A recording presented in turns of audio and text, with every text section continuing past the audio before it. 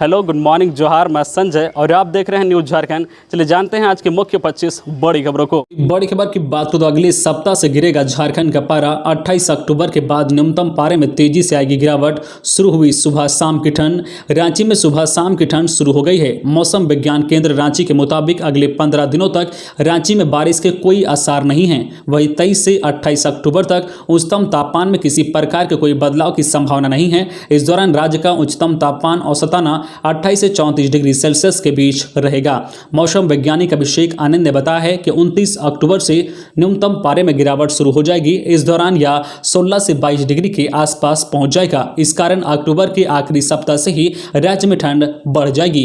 वही अगले 1 से 2 दिनों में सुबह शाम का कोहरा लगना शुरू हो जाएगा। पिछले 24 घंटे के दौरान रांची के न्यूनतम तापमान में 3.6 डिग्री सेल्सियस की बड़ी गिरावट देखने को मिली है। अगली बड़ी खबर की बात करें तो हजारीबाग में 39 पदों पर निकली वैकेंसी। यहां देखिए नोटिस। झारखंड के हजारीबाग में 39 पदों पर वैकेंसी निकली है। यह वैकेंसी उपायुक्त सह अध्यक्ष हजारीबाग के द्वारा निकाली गई है। इसके लिए नोटिस भी जारी किया गया है। आप आधिकारिक वेबसाइट पर जाकर नोटिस को पढ़ें और आवेदन करें। उपायुक्त सह अध्यक्ष हजारीबाग ने लेखा लिपिक सह कंप्यूटर ऑपरेटर और कनिक अभियंता के 39 पदों पर भर्ती को लेकर आवेदन मांगे हैं। लेखा लिपिक सह कंप्यूटर ऑपरेटर के लिए उम्मीदवारों की योग्यता स्नातक, जबकि कनिक अभियंता के लिए डिप्लोमा निर्धारित किया गया है। लेखा लिपिक सह कंप्यूटर ऑपरेटर को प्रति माह 10,000 रुपये मिलेगा, जबकि कनिक अभियंता को 17,000 रुपये मिलेगा। आप अधिक जानकारी के लिए और आवेदन करने के लिए hazaribagh.nic.in पर जा सकते हैं। आवेदन की अंतिम तिथि 25 अक्टूबर 2021 है।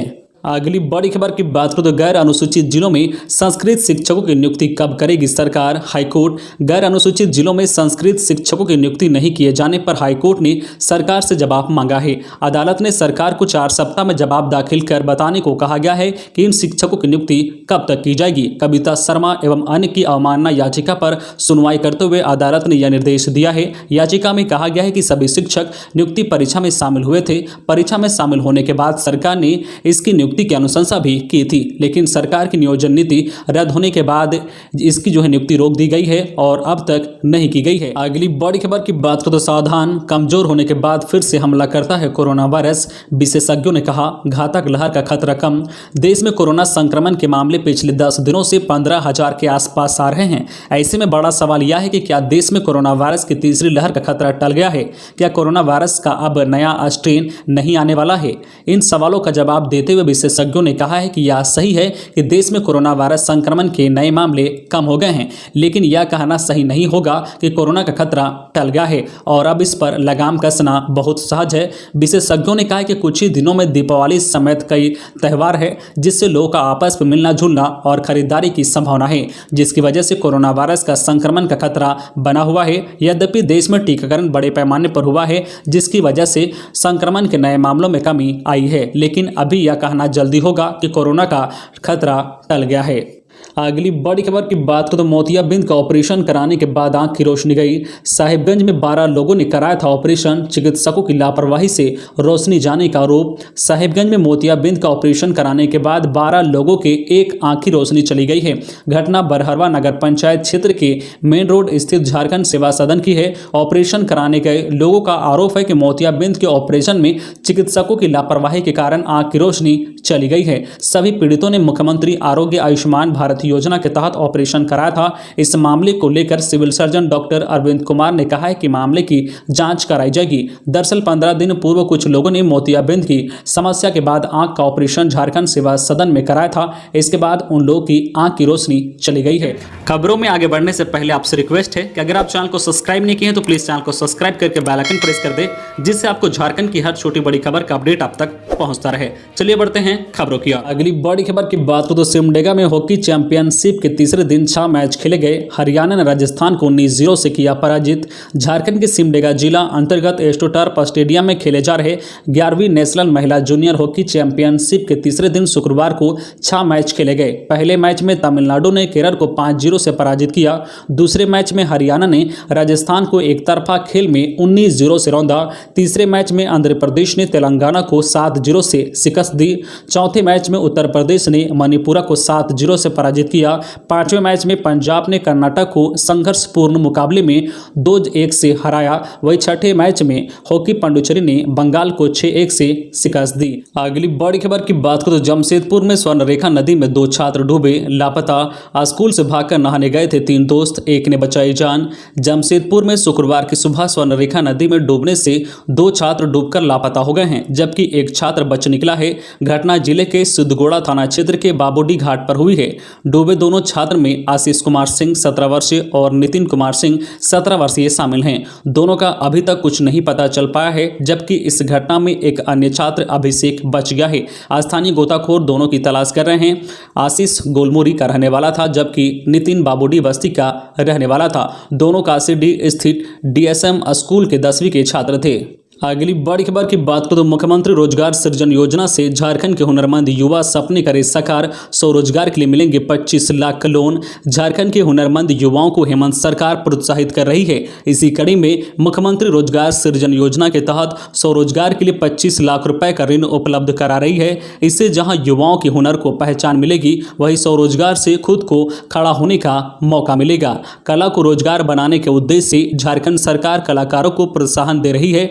इसके तहत music studio, dance studio, recording studio और फिल्म स्टूडियो के सेटअप आदि के लिए 25 लाख रुपए तक का ऋण राज्य सरकार उपलब्ध करा रही है। मुख्यमंत्री रोजगार सृजन योजना के तहत स्वरोजगार के लिए 18 से 45 साल के युवा इस योजना का लाभ उठा सकते हैं। वहीं अनुसूचित जाति, अनुसूचित जनजाति, पिछड़ा वर्ग, अल्पसंख्यक एवं जो दिव्यांग श्रेणी के हुनरमंद युवा इसका लाभ उठा सकते हैं। अगली बड़ी खबर की बात करें तो भाजपा नेता जीतराम की हत्या में फरार आरोपी रतन बेदिया गिरफ्तार। रांची के भाजपा नेता जीतराम मुंडा हत्याकांड में मुख्य भूमिका निभाने वाले फरार आरोपी रतन बेदिया को पुलिस ने गिरफ्तार कर लिया है और मांझी पुलिस ने पिस्का मोड़ से आरोपी को गिरफ्तार किया है। रतन बेदिया ने भाजपा नेता की हत्या में मुख्य भूमिका निभाई थी और पल पल की जानकारी मनोज मुंडा को दे रहा था। कोविड टेस्ट कराने के बाद रतन बेदिया को जेल भेज दिया गया है। बता दें कि जीतराम मुंडा की हत्या और मांझी थाना क्षेत्र में 22 सितंबर को हुई थी। अगली बड़ी खबर की बात करें तो कोरोना काल में बड़ी संख्या में बच्चों ने छोड़ा है स्कूल। ड्रॉप आउट बच्चों के लिए चलेगा स्कूल वापस चले अभियान। कोरोना काल में स्कूल के लंबे समय से बंद रहने के कारण बड़ी संख्या में बच्चों ने स्कूल छोड़ दिया है। इसे ध्यान में रखते हुए झारखंड शिक्षा परियोजना परिषद ने बच्चों को वापस स्कूल लाने का अभियान चलाने का निर्णय लिया है। प्रत्येक साल सरकारी स्कूलों में बच्चों के अधिक से अधिक नामांकन करने तथा पढ़ाई से वंचित बच्चों को स्कूल तक खींचकर लाने के लिए स्कूल चले अभियान चलाया जाता रहा है। अब इसी तर्ज पर स्कूल वापस चले अभियान चलाया जाएगा। झारखंड शिक्षा परियोजना परिषद ने इसे लेकर प्रस्ताव तैयार कर स्कूली शिक्षा एवं साक्षरता विभाग को भेजा है। अगली बड़ी खबर की बात करें तो रांची में 315 पदों पर निकली वैकेंसी। नौकरी की तलाश कर रहे युवाओं के लिए रांची में 315 पदों पर वैकेंसी निकली है। इसके लिए झारखंड की higher and technical education department ने नोटिस जारी किया है। अगर आप यह नौकरी करना चाहते हैं तो नोटिस को पढ़ें तथा आवेदन करें।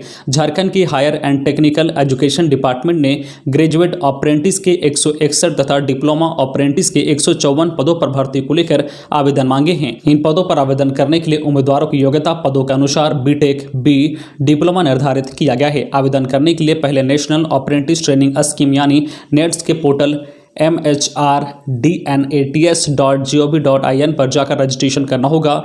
इसके बाद आपको ऑफलाइन के द्वारा आवेदन करना होगा। आवेदन करने की अंतिम तिथि 15 नवंबर 2021 है। अगली बड़ी खबर की बात करें तो शिक्षकों को सामान बेचने वाले गिरिडीह के डीएससी सस्पेंड। वायरल वीडियो की जांच के बाद हुआ एक्शन। झारखंड के गिरिडीह के डीएससी जिला शिक्षा अधीक्षक अरविंद कुमार को सस्पेंड निलंबित कर दिया गया है। शिक्षा विभाग ने इस संबंध में पत्र भी जारी कर दिया है। पत्र में कहा गया है कि डीएससी अपने पद का दुरुपयोग करते हुए शिक्षकों को जबरन एक निजी कंपनी का सामान बेचते थे। यह सरकारी नियमावली का उल्लंघन है। उनके खिलाफ विभागीय कार्रवाई के लिए अलग से पत्र जारी किया जाएगा। अगली बड़ी खबर की बात करें तो देवघर पुलिस ने किया डकैत गिरोह का उद्भेदन, 6 गिरफ्तार, पूछताछ जारी। देवघर पुलिस को लगातार दूसरे दिन शुक्रवार को भी डकैत गिरोह का उद्भेदन करने में कामयाबी मिली है। गुप्त सूचना के आधार पर डकैत को जैसलमेर थाना पुलिस ने सरसा गांव स्थित एक झाड़ी से 2 नाबालिग सहित 6 लोगों को गिरफ्तार किया गया है। सभी डकैती की बड़ी वारदात को अंजाम देने की साजिश रचने की फिराक में थे। जानकारी देते हुए सदर एसडीपीओ पवन कुमार ने बताया कि इनके पास से पुलिस को एक लोडेड पिस्टल, एक देसी कट्टा, 2 कारतूस और बिना नंबर की बाइक बरामद हुई है। फिलहाल इनसे कड़ी पूछताछ कर गिरोह के अन्य सदस्यों की जानकारी हासिल की जा रही है। अगली बड़ी खबर की बात करें तो जज हत्याकांड में झारखंड हाई कोर्ट नाराज, सीबीआई को लगाई फटकार, कहा बिना दिखाए चार्जशीट कैसे फाइल की, हत्या की वजह भी साफ नहीं। धनबाद के जज उत्तम आनंद की हत्या के मामले में केंद्रीय जांच ब्यूरो सीबीआई की ओर से पेश चार्जशीट देकर शुक्रवार को झारखंड हाईकोर्ट ने बेहद नाराजगी जताई है। हाईकोर्ट ने चार्जशीट को त्रुटिपूर्ण बताया है और कहा है कि हत्या का कारण और उद्देश्य बताए बिना चार्जशीट दाखिल करना दुखद है। सीबीआई से ऐसी अपेक्षा नहीं थी। कोर्ट ने सीबीआई से पूछा है कि जब सुप्रीम कोर्ट के निर्देश के बाद हाई कोर्ट पूरे केस की मॉनिटरिंग कर रहा है तो चार्जशीट फाइल करने से पहले उसे इसकी जानकारी क्यों नहीं दी गई।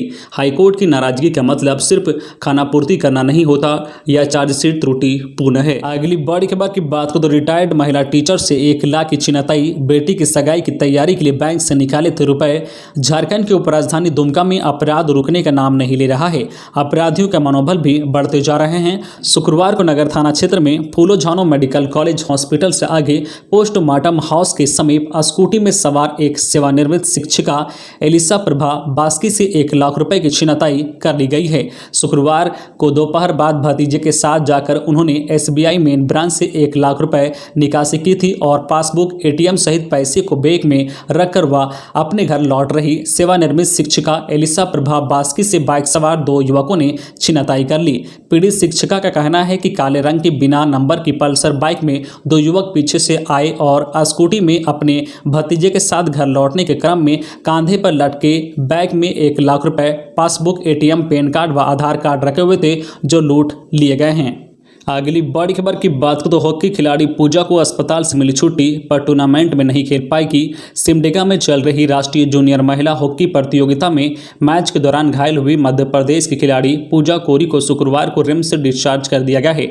डॉक्टर ने बताया कि पूजा की सीटी स्कैन रिपोर्ट नॉर्मल है, किसी तरह की खतरे की बात नहीं है। न्यूरोसर्जन डॉक्टर सीबी साहे और डॉक्टर अनिल कुमार ने पूजा की रिपोर्ट की जाँच की, इसके बाद उन्हें अस्पताल से छुट्टी दे दी गई है। हालांकि पूजा अब इस टूर्नामेंट में बाकी मैच नहीं खेल पाएगी। डॉक्टरों ने उन्हें 10 दिन आराम करने की सलाह दी है। पूजा अपने टीम मैनेजर सरोज राजपूत के साथ सिमडेगा रवाना हो गई है। पूजा सिमडेगा में फिलहाल टीम के साथ रहेगी। 29 अक्टूबर को प्रतियोगिता के समापन के बाद टीम के साथ मध्य प्रदेश वापस लौटेगी। बता दें कि गुरुवार को छत्तीसगढ़ के खिलाफ मैच के दौरान पूजा को सिर पर चोट लगी थी।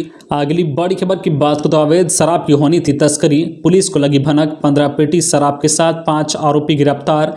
झारखंड के कोडरमा जिले की पुलिस ने अवैध शराब की खेप के साथ 5 आरोपियों को गिरफ्तार करने में सफलता हासिल की है। इनके पास से 15 पेटी अवैध शराब, 1 कार व बाइक जब्त किया है। पुलिस को गुप्त सूचना के आधार पर यह कामयाबी मिली है। बताया जाता है कि पुलिस को सूचना मिली थी कि आश्रम रोड स्थित ग्रिजली बीएड कॉलेज के आगे रोड पर अवैध शराब की खेप के साथ कुछ युवक इसकी तस्करी करने की तैयारी में हैं। सूचना पर थाना प्रभारी द्वारिका राम के नेतृत्व में पुलिस टीम ने छापेमारी की तो यहां होंडा सिटी कार में 14 पेटी व ग्लैमर मोटरसाइकिल से 1 पेटी अंग्रेजी शराब बरामद हुआ।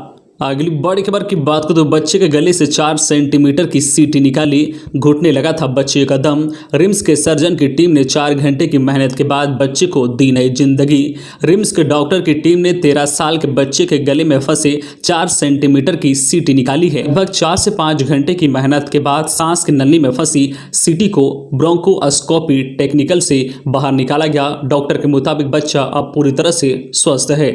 अगली बड़ी खबर की बात करें तो बदमाशों ने गार्ड्स को बंधक बनाकर पावर ग्रिड से लूटे 60 लाख के सामान। लोहरदगा के कुड्डू थाना क्षेत्र के दुबांग गांव स्थित पावर ग्रिड में बंदूक की नोक पर लगभग 60 लाख के सामान लूटकर अपराधी भाग निकले हैं। घटना गुरुवार देर रात की है। मौके पर तैनात गार्ड महेंद्र यादव एवं रामदास यादव ने बताया कि 8 से 10 की संख्या में पिकअप वैन से अपराधी आए थे और पिस्टल की नोक पर गार्ड को बंधक बना लिया। इसके बाद करीब 5 घंटे तक बदमाशों ने पावर ग्रिड में लूटपाट मचाते रहे। कीमती सामानों को पिकअप वैन में लोड कर फरार हो गए। सुबह होने पर जब गार्ड ने शोर मचाई तो ग्रामीणों ने दोनों को बंधन से मुक्त किया। गार्ड ने पुलिस और साइड इंजीनियर अभिमन्यु बेहरा को घटना की सूचना दी। सूचना पर कुड्डू थाने की पुलिस घटनास्थल पर पहुंचकर जांच पड़ताल की है। अगली बड़ी खबर की बात करें तो पलामू में डकैती करने वाले अंतर्राज्यीय गैंग का सदस्य धराया गया और रोहतास के गैंग के सभी सदस्य ऑटो पर आकर करते थे डकैती। पलामू पुलिस ने डकैती के एक अंतर्राज्यीय गैंग के सदस्य को गिरफ्तार गिरफ्तार कर लिया है। बिहार के डकैतों का यह गैंग ऑटो से डकैती करने झारखंड आता था और लूटपाट करने के बाद ऑटो से ही वापस लौट जाता था। इस गिरोह के सभी सदस्य बिहार के रोहतास और गया जिले के रहने वाले हैं। 1 सितंबर से 4 अक्टूबर के बीच इन डकैतों ने पलामू में 4 घटनाओं को अंजाम दिया। डकैतों का यह गैंग पुलिस की नज़र से बचने के लिए ऑटो का इस्तेमाल करता था। ऑटो को पुलिस रोक टोक नहीं करती है, इसलिए अपराधियों ने इसे क्राइम के लिए चुना। तो ये थी आज की झारखंड की टॉप बड़ी खबरें। इसी तरह झारखंड की हर छोटी बड़ी खबर देखने के लिए आप हमारे चैनल न्यूज झारखंड चैनल को सब्सक्राइब करके बेल आइकन प्रेस कर दीजिए, जिससे आपको झारखंड की हर छोटी बड़ी खबर का अपडेट आप तक पहुंचता रहे। तो आज के लिए बस इतना ही, हमें दीजिए इजाजत, फिर मिलते हैं नेक्स्ट न्यूज में।